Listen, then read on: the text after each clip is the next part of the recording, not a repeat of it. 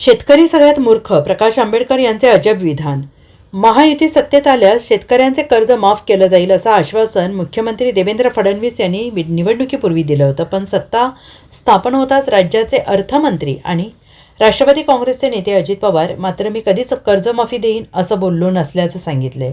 माझ्या भाषणात तुम्ही कर्जमाफीबद्दल ऐकलं आहे का असं विधान अजित पवार यांनी केलं होतं. या विधानावर बोलत असताना वंचित बहुजन आघाडीचे प्रमुख प्रकाश आंबेडकर यांनी शेतकरी मूर्ख असल्याचं संबोधलं आहे. अमरावती येथे पत्रकारांशी बोलत असताना प्रकाश आंबेडकर म्हणाले की या सरकारने आधीच्या सरकारने शेतकऱ्यांना कर्जमाफी व्याजमाफीचे आश्वासनं दिली होती. स्वतः बरा कोरा करण्याची भाषा वापरली होती.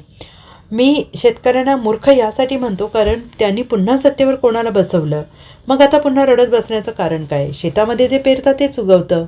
तसेच कर्जमाफी करणार नाही असं म्हणणारे सरकार तुम्ही निवडून दिलं, ते आता कर्जमाफी देणार नसतील तर त्यात नवीन काय?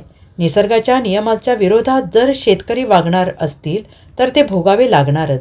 शेतकऱ्यांनी या गोष्टीचा विचार केला पाहिजे.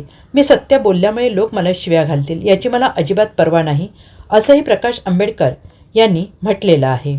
शेतकरी सगळ्यात मूर्ख आहे असं मी त्या ठिकाणी म्हणणार आहे. मागचं सरकार होतं, त्याच्या मागचंही सरकार होतं, त्यांनी कर्जमाफी देतो, इंटरेस्ट माफी देतो, आम्ही तुमचा 7/12 कोरा करतो.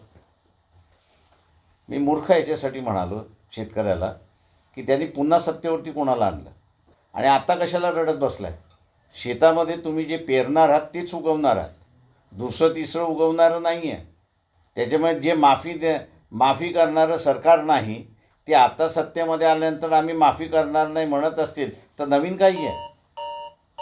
निसर्गाच्या नियमाच्या विरोधात तुम्ही जर वागणार असाल तर ते भोगावं लागतं.